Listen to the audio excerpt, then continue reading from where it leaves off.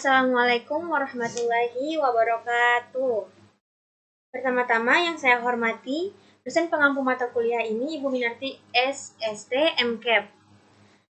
Sebelum masuk pada materi yang akan saya paparkan, izinkan saya terlebih dahulu memperkenalkan nama saya menggunakan pantun. Burung nuri terbangnya tinggi, sehingga sebentar di pohon kenari. Hai, nama saya Gita Akuliani.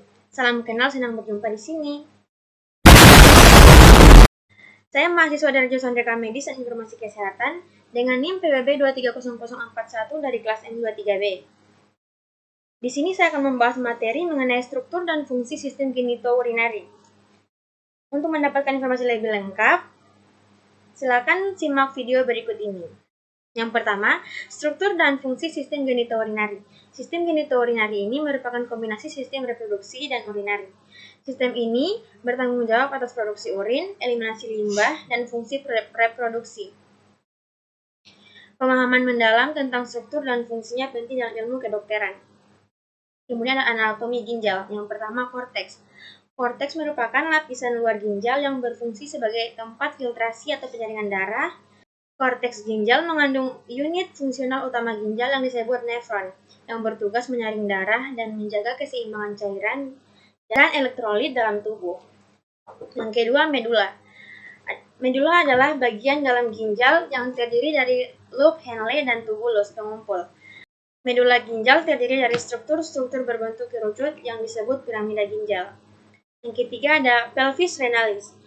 Pelvis renalis merupakan struktur berbentuk corong yang mengumpulkan urin sebelum dialirkan ke ureter. Pelvis renalis berfungsi sebagai area penampungan terakhir di dalam ginjal sebelum urin mengalir ke ureter menuju ke kandung kemih.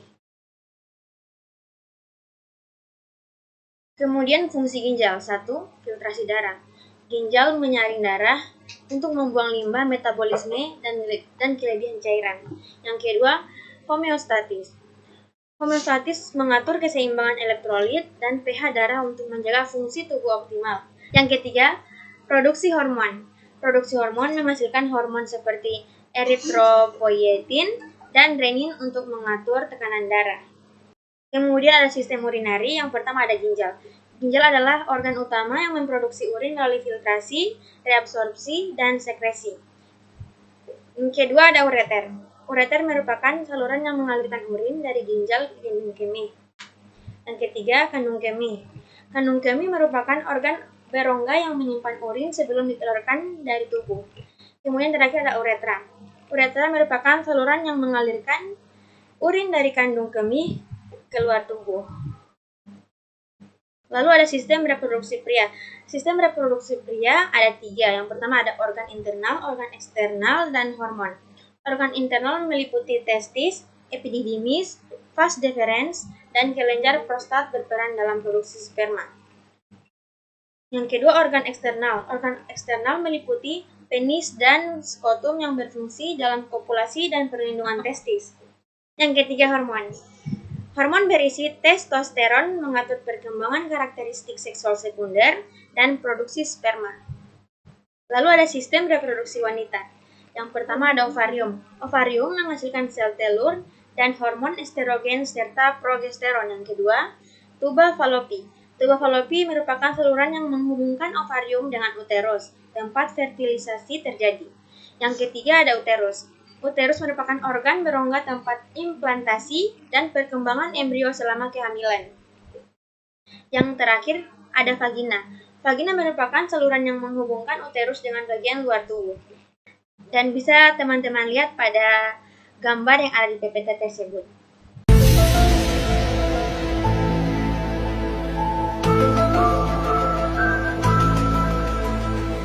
Terus ada siklus menstruasi.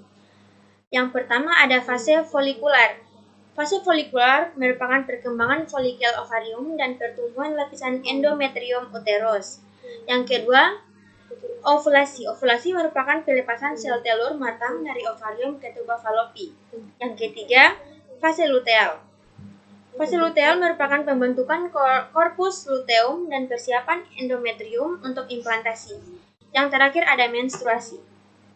Menstruasi merupakan peluruhan endometrium jika tidak terjadi pembuahan dan implantasi.